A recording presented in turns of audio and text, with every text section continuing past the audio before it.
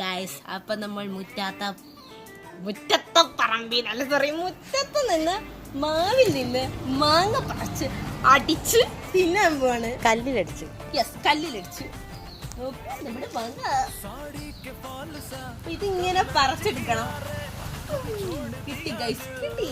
ഇനി നമുക്ക് next level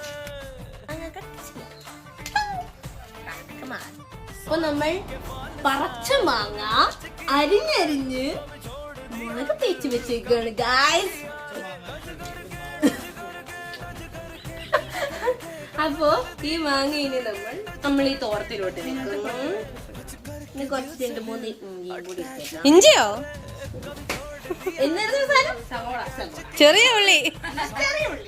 അതും ഇടുന്നു. വേണ്ട. ഗൈസ് അപ്പൊ നമ്മുടെ പണി ഏകദേശം കഴിഞ്ഞിട്ടുണ്ട്. ഇനി നമുക്ക് കല്ലിനിട്ടാക്കാം. ഇനി നമ്മൾ അടയ്ക്കാൻ പോവുകയാണ്.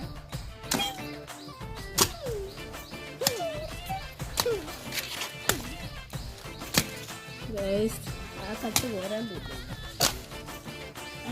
റെഡിയായി ഗൈസ്, നോക്കൂ.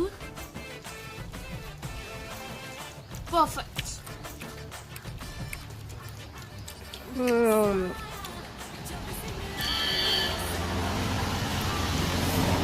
അപ്പൊ നിങ്ങൾ എന്തായാലും ഇത് ട്രൈ ചെയ്യണം. ബൈ.